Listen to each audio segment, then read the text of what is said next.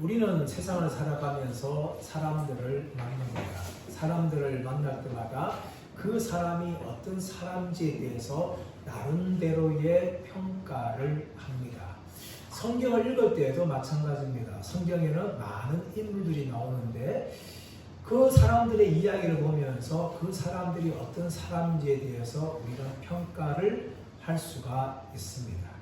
우리가 주일마다 살펴보고 있는 이 사도행전은 13장부터 사도 바울에 관한 이야기로 기록되어져 있습니다.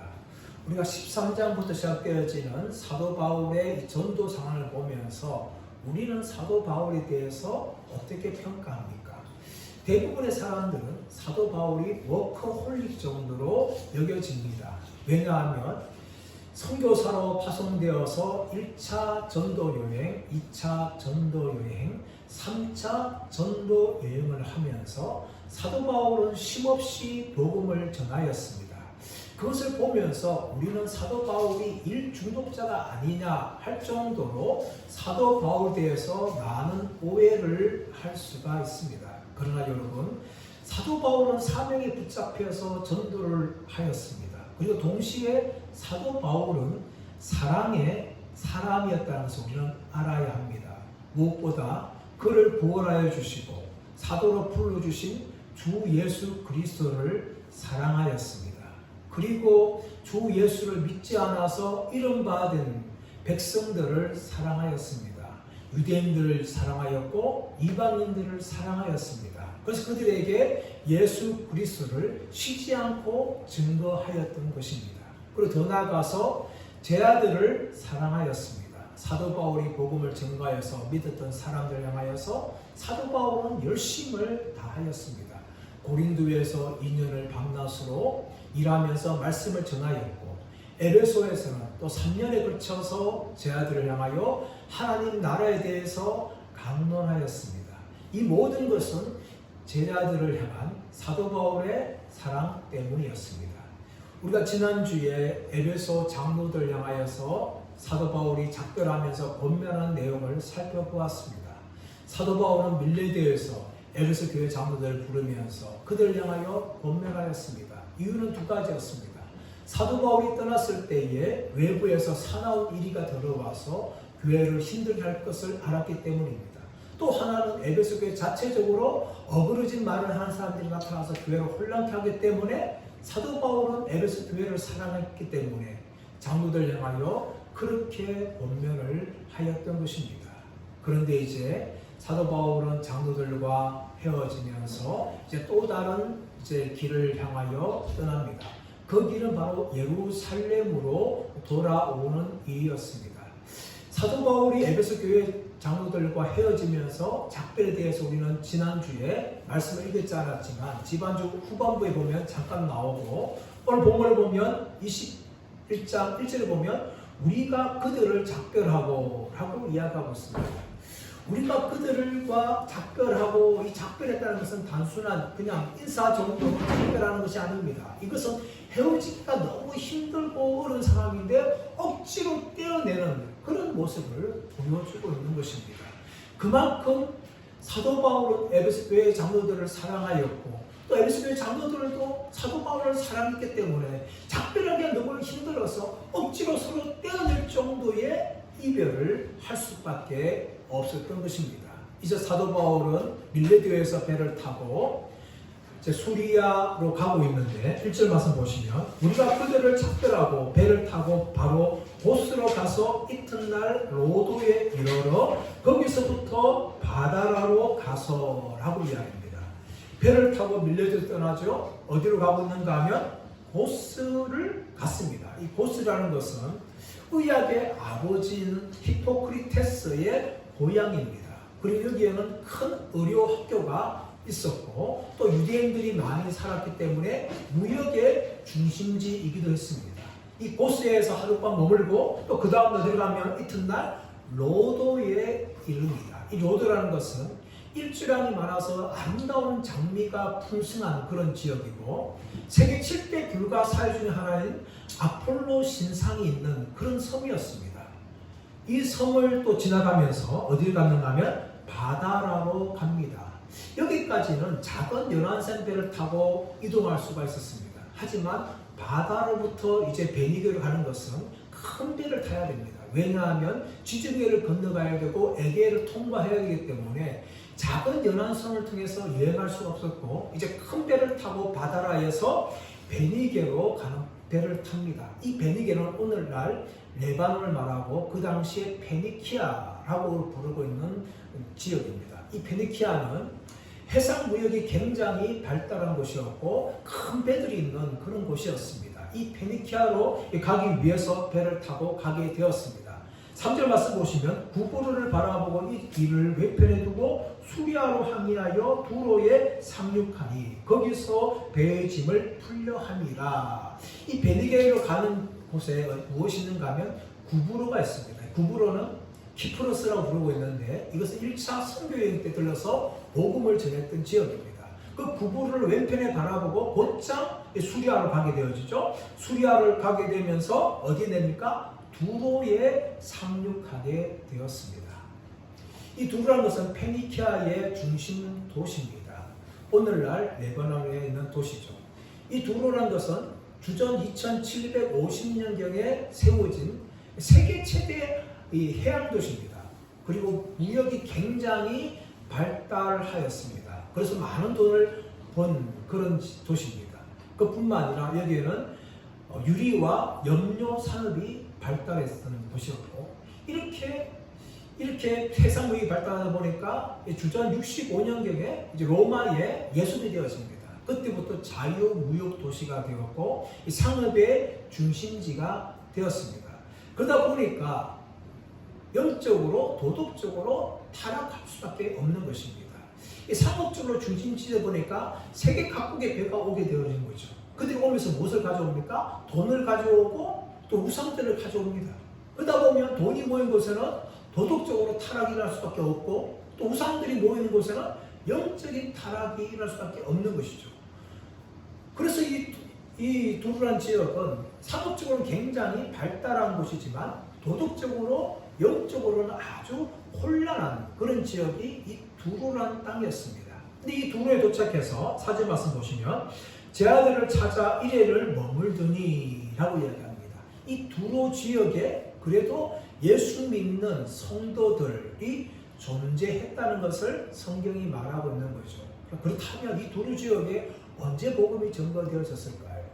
복음서 보게 되어지면 마가복음 3장에서 예수님께서 안식일 날 손 마른 자를 고칩니다. 그런데 이것에 대해서 바리새인들이 공격을 하게 됩니다.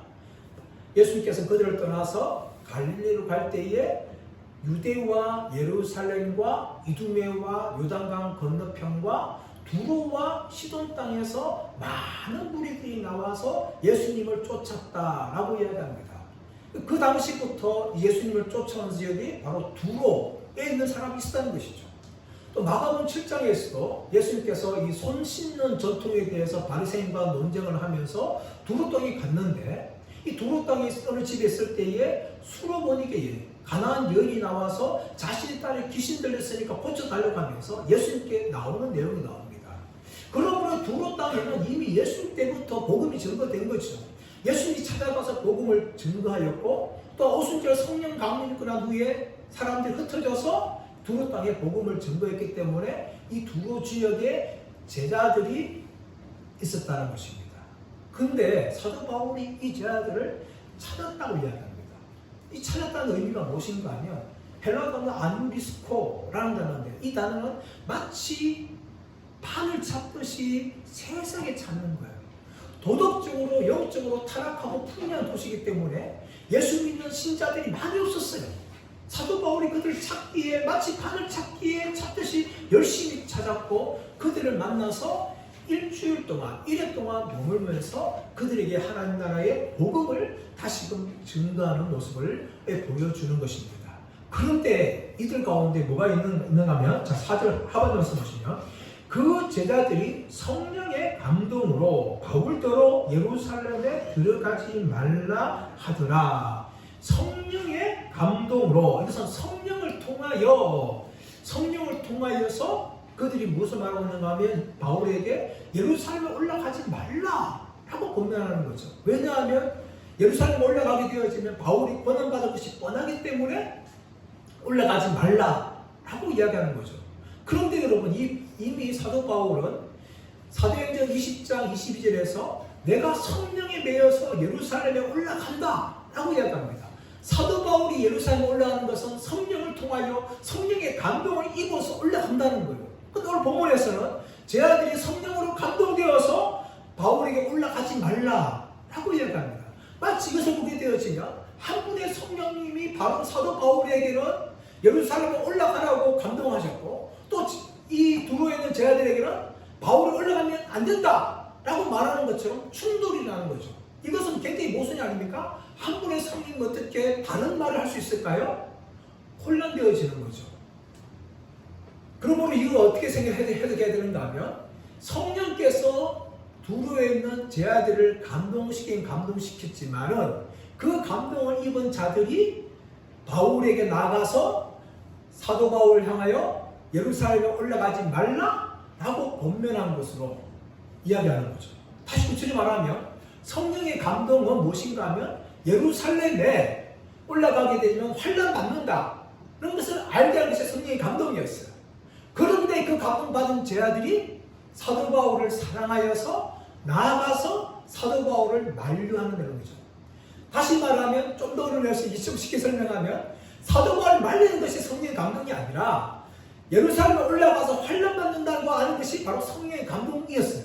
그 후는 제 아들의 행동이라는 것이죠. 그러므로 사도 바울이 성령의 감동받아서 예루살렘에 올라가는 것과 제 아들이 성령의 감동받은 후에 사도 바울을 말린 것은 전혀 충돌한 내용이 아니라는 것을 알 수가 있는 것입니다. 그러므로 사도 바울이 이들이 그 권면함 불구하고 어떻게 합니까? 5절 말씀 보시면 이 여러 날을 지낸 후 우리가 떠나갈새 그들이 다 처자와 함께 성곽까지 전송하거늘 우리가 바닷가에서 무릎을 꿇어 기도하고 서로 작별한 후에 우리는 배에 오르고 그들은 집으로 돌아가니라. 제 아들이 아무리 예루살렘 올라가지 말 것을 권면하더라도 사도 바울은 이미 자신이 성령의 감동 입어서 예루살렘 올라가는 것을 알고 있었습니다. 그래서 그들이 아무리 만류해도 그들의 만류를 듣지 않고 그들과 작별하고 사도 바울은 예루살렘을 향하여서 나아가게 되어지는 겁니다. 자, 7절 말씀. 두로를 떠나 항해를 마치고 돌로마이에 이르러 형제들에게 안부를 묻고 그들과 함께 하루를 있다가 두로를 떠났습니다. 두로를 떠나서 항해를 마치고 돌로마이에 이른 후에 이튿날 어디에 도착하는가 하면 가이사랴에 이릅니다. 자, 8절 시작. 이튿날 떠나 가이사랴에 이르러 7 집사 중 하나인 전도자 빌립의 집에 들어가서 머무느니라. 예루살렘에서 100km 떨어진 이 가이사랴 지역에 이르게 되었습니다. 가이사랴 항구지요. 이 가이사랴에 누가 있었는가 하면 7 집사 중 하나인 전도자 빌립이 이 가이사랴에 머물게 되었다는 것입니다. 여러분, 이 빌립의 이야기는 사실 사도행전 8장 이후로 등장하지 않습니다. 사도행전 7장에서 스데반의 순교가 끝난 후에 바울을 비롯한 유대인들의 대대적인 핍박이 납니다. 그때에 그리스도인들은 예루살렘을 떠나서 흩어지게 되어지죠. 빌립도 마찬가지였습니다. 빌립은 초대교회의 7 집사 중 7 이꾼 중에 한 명이었죠. 그런데 이 빌립이 어디로 가는가 하면 사마리아로 내려갑니다. 사마리아로 내려가서 그곳에서 복음을 증거하고 표적을 행하고 귀신을 쫓아내고 안전뱅이와 중풍에 고치니까 이 사마리아 사람들이 예수 믿고 구원받는 놀라운 일들이 일어납니다. 사마리아 때문에 부흥이 일어나죠. 그래서 사도들이 그 말을 듣고 그들이 안수하니까 사마리아 사람들에게도 성령이 임하는 사건이 일어나게 되어지죠. 이 사건이 일어난 후에 또 빌립이 성령에 이끌려서 예루살렘에서 가사로 내려가는 광야에 이르게 되어지는데 그 광야를 통과하는 한 사람을 만나게 됩니다. 그 사람 누군가 하면 에티오피아 여왕의 넷이었어요. 이 넷이를 만나서 이사야의 말씀을 풀어주면서 이게 넷이에게 세례까지 베푸게 되어집니다. 그리고 난 후에 성령의 인도를 받아서 또 아소도로 가게 되어지고 아소도에서 가이사랴에 이르러서 20년이라는 세월을 보내게 되어집니다. 이런 전도 빌립에 대해서 오늘 말씀에서는 무엇이라고 해봤는가 하면 7 집사 중 하나인 전도자 빌립이라고 소개합니다. 빌립 앞에 전도자. 하나님 말씀을 전하는 자. 이 전도자는 단어가 신약 성경에는 두 사람에게만 호칭되어지는데 하나는 디모데고 하나는 빌립입니다. 그만큼 영광스러운 이게 호칭인데 빌립 앞에 전도자라는 말이 들어가는 거죠. 7 집사 중에 하나였던 빌립에게 전도자. 빌립은 가는 곳곳마다 복음을 증거했습니다. 그래서 우리는 가이사라에서 빌립이 무엇을 했으니까 얼마든지 충분히 짐작할 수 있는 거죠. 가이사라에서 동일하게 복음을 전하는 이 전도자의 사명을 살아갔던 사람이 빌립이었습니다. 이런 빌립에게 딸이 있었는데, 자, 8절 가서 보시면 그에게 딸 넷이 있으니 처녀로 예언하는 자라. 그에게 딸 넷이 있으니 처녀로 예언하는 자라. 이 예언했다는 것은 단지 미래를 이야기하는 것만이 아니라 하나님 말씀을 전하는 것을 예언이라고 합니다. 신약 성경에도 이 독특한 직분 중 하나는 선지자, 신약에도 선지자가 있었는데 그 선지자는 뭡니까? 단지 미래를 말하는 것이 아니에요. 하나님 말씀을 전하는 것이죠. 그래서 선지자, 예언자. 이 빌립의 내 딸도 예언자의 이 사명을 감당했던 사람이라는 것을 알 수가 있습니다. 한 명도 아니고 딸 4명이 모두가 다 예언하는 사명을 감당한 거예요. 이것을 볼 때에 참 어쩌면 목회자로서 이 존경스러운 마음이 듭니다. 왜냐하면 이 자녀들을 낳고 그들을 믿음의 사람으로 키우는 것이 참 쉽지 않습니다. 목회는 쉽지 않아요. 그런 측면 봤을 때에 어떤 집안에는요, 아들과 딸들이 대부분 다 목회자나 사모나 된 가정들이, 온 가족이 그런 가정들이 있는 걸 보게 되어집니다. 그걸 보면서 얼마나 그 부모들이 자식을 위해서 눈물로 기도하고 말씀으로 키웠으면 저 자들이 대부분 다 목사가 되고 사모가 되었을까 하는 영적인 존경심 마음이 일어나는 거죠. 참 쉬운 일이 아니에요. 빌립은 밖으로만 전도가 되는 것이 아니라 자녀들에게도 복음을 전하는 사람이기 때문에 그 딸 넷이 모두가 다 예언하는 사명을 가진 그런 사람들로 자라는 것을 볼 수가 있습니다. 물론 이것은 우리 인간의 힘으로 되는 것이 아니죠. 하나님의 전적인 은혜입니다. 하나님 그들을 구원하였고 하나님 은혜 주셨기 때문에 믿게 되는 것이고 또 예언자라는 사명을 가질 수 있는 것이죠. 동시에 이것을 위해서 빌립이 얼마나 힘썼다는 것을 우리는 충분히 짐작할 수가 있는 것입니다. 이런 빌립이 이제는 20년 만에 누구를 만난가 하면 사도 바울을 만납니다. 20년 전에 사도 바울은 복음의 원수였어요. 그리스도의 원수였습니다. 예수 믿는 사람들 핍박하고 박했던 사람이 사도 바울이었어요. 그런데 20년이 지나서 전도자인 빌립과 사도 바울이 20년 만에 만나죠. 20년 전의 모습이 아니라 20년 후에 사도 바울은 사도로서 똑같이 빌립처럼 전도자의 사명을 살았습니다. 이런 사도 바울과의 빌립의 만남은 얼마나 감회가 깊었을까요? 20년 전에 사도 바울은 핍박자였고 박해자였습니다. 빌립도 마찬가지로 사도 바울의 박해를 받은 사람이 빌립이었습니다. 20년 후에 이렇게 완전히 변한 사도 바울을 보면서 빌립의 마음은 참 하나님의 은혜에 대한 감동으로 충만했을 겁니다. 사람 여러분, 우리도 마찬가지입니다. 지금까지 우리가 예수 믿는 사람들 믿고 왔지만 우리 주위에 참 많은 사람, 안 믿는 사람들이 있고 또 그 중에는 우리를 핍박한 사람들이 있습니다. 그래서 때로는 그 사람들이 정말 예수 믿을 수 있을까 하는 마음을 포기하고 믿지 않을 거야 하는 마음을 가질 때가 얼마나 많습니까? 여러분, 그것이 얼마나 잘못된 것인지 우리는 알 수가 있어요. 핍박자인 박해자였던 사도 바울도 변화해서 사도가 되었고 빌립과 같은 전도의 사명을 감당한 사람으로 변화된 것을 볼 때에 여러분, 우리도 소망을 버리면 안 됩니다. 우리 가족들 안에 믿지 않는 자들이 있다고 했어. 또 우리 주위에 믿지 않는 자, 더 나아가서 나를 핍박하는 사람이 있다 할지라도 끝까지 우리는 소망을 가지고 그들을 향하여 기도해야 될 줄 믿습니다. 사도 바울이 변했다면 그들도 충분히 변화될 수가 있어요. 또 지금도 믿음이 작다하지만 20년 후에 우리보다 더 큰 믿음의 사람이 충분히 될 수가 있다는 것을 우리가 바라보면서 소망을 부리지 마시기를 바랍니다. 하지만 안타깝게도 많은 분들이 때로는 자신을 향하여 핍박하고 또 복음을 반대하는 사람을 보면서 절망하고 포기할 때가 얼마나 많습니까? 우리는 기억해야 됩니다. 우리가 낙심하지 않고 포기하지 않고 눈물을 흘리며 씨앗을 뿌릴 때에 결코 그 씨앗은 흩어지지 않고 열매로 거두어진다는 것을 우리가 믿으면서 끊임없이 복음을 증거하는 저와 여러분들 되시기를 예수의 이름으로 축원합니다.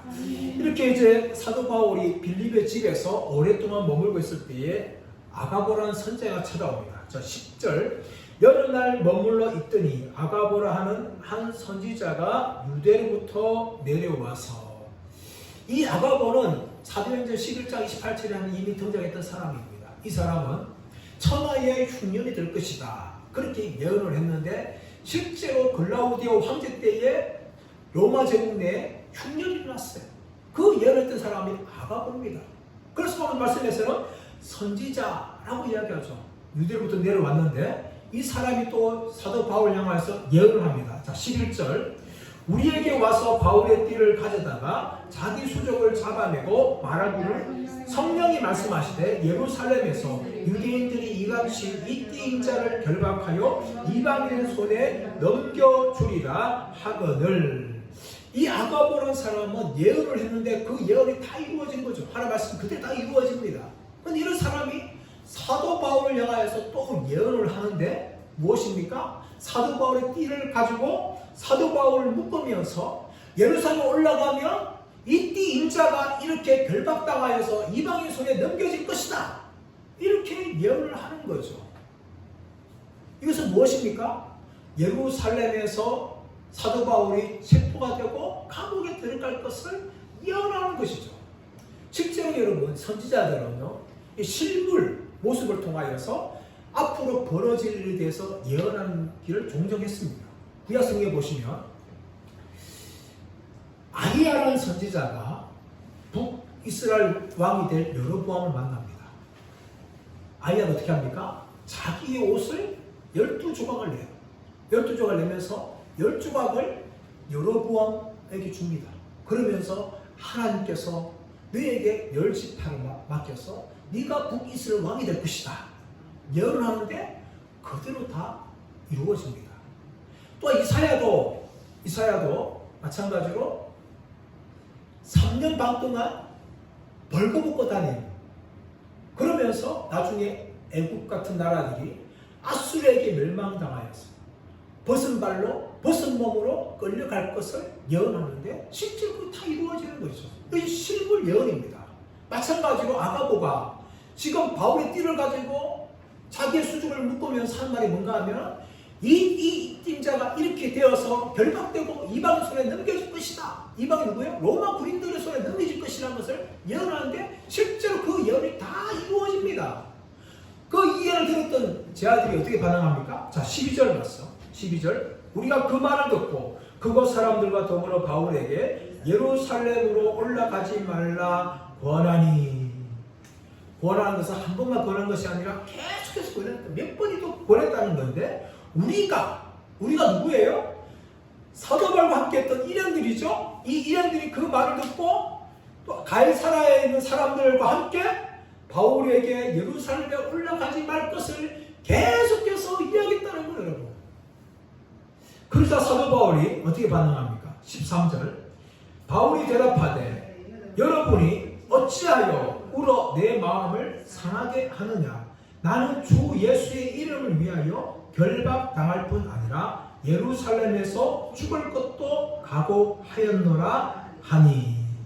바울이 대답하되 여러분이 어찌하여 울어 내 마음을 상하게 하느냐. 이 상하게 하다, 신드 필토라는 단어인데 이것은 함께 깨뜨리다 라는 의미를 가지고 있어요. 바울의 이름과 가이사라에 있던 사람들이 아가보 예언을 듣고 그들이 울면서 권면을 하는 거죠. 사도 바울이 제발 예루살렘 올라가지 말라 그렇게 권면하니까 사도 바울의 마음이 완전히 깨어져서 무너질 정도가 되었습니다. 그러나 어떻게 말합니까? 13절 하반절에 나는 주 예수의 이름을 위하여 결박당할 뿐 아니라 예루살렘에서 죽을 것도 각오하였다. 이것은요 마치 예수님의 모습을 보는 것 같아요.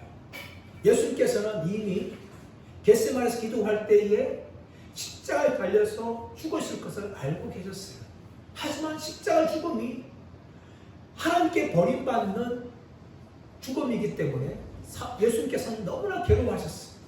겟세마네 동산에서 피가 땀이 되도록 기도하면서 3번이나 기도하였습니다. 그러면서 아버지여, 할 수만 있어서 이 잔을 내게서 지나가게 없어서, 그러나 나의 원대로 하지 마옵시고 아버지의 원대로 되기를 원하나이다 하면서 십자가에 죽으실 것을 예수님께서는 각오하셨어요. 그것과 함께 사도 바울도 비록 자기가 예루살렘 올라가면 수차례 성령께 감동해서 사람들이 입을 통하여서 환난 받을 것이라는 소리를 들었어요. 하지만 사도 바울은 무슨 말합니까? 내가 주 예수의 이름을 위하여 결박당할 뿐 아니라 예루살렘에서 죽을 것도 각오하였다 하면서 사도 바울이 예루살렘으로 올라갈 것을 결코 굽히지 않았습니다. 그러자 14절 말씀 보시면 그가 고난을 받지 아니하므로 우리가 주의 뜻대로 이루어지다 하고 그쳤노라. 아무리 눈물로 울면서 사도 바울을 향하여 예루살렘에 올라가지 말라고 권면하였지만 사도 바울은 결코 자신이 예루살렘에 올라가는 것이 바로 성령의 인도라는 것을 알고 그는 올라가기를 굽히지 않습니다. 그러자 사도 바울 일행과 가이사랴 사람들이 사도 바울의 뜻을 굽히지 못할 것을 알고 주의 뜻대로 이루어지기를 원합니다 라고 고백하면서 포기를 하는 거죠. 여러분, 이런 사도 바울의 결연한 모습을 우리가 성경을 볼 수가 있습니다. 여러분, 우리가 우리나라의 수많은 순교자 중에 주기철 목사님을 알고 있습니다. 주기철 목사님은 신사참배를 거부합니다. 그래서 수많은 고문을 당하죠. 독에 갇힙니다. 일본 수사들에 의해서 많은 괴로움을 당하죠. 그러다 보니까 몸이 너무나 쇠약해졌어요. 이것을 보니까 곧 죽을 것 같으니까 일본 수사들이 이제 주기철 목사님을 집으로 보냈습니다. 그런데 여러분, 집에서 맡고 있는 가족들이 기뻐하죠. 하지만 주기철 목사님의 사모였던 아내였던 오정모 사모는 아주 모진말을 합니다. 그 말이 무슨 말인가 하면 당신은 감옥에서 죽으시오. 여러분, 그렇게 모진말을 했던 오정모 사모님이 왜 그런 말을 했을까요? 사랑하지 않았기 때문입니까? 아닙니다. 자신의 남편이 주기철 목사님을 너무나 사랑했을 거예요. 그러나 여러분, 주기철 목사님이 끝까지 믿음을 지키며 순교하는 것이 바로 한국교회를 위한 것이라는 것을 오정모 사모님은 알았어요. 그래서 자신의 내 남편인 주기철 목사님이 믿음을 굽히지 않고 감옥에서 순교하기를 결단시켰던 것입니다.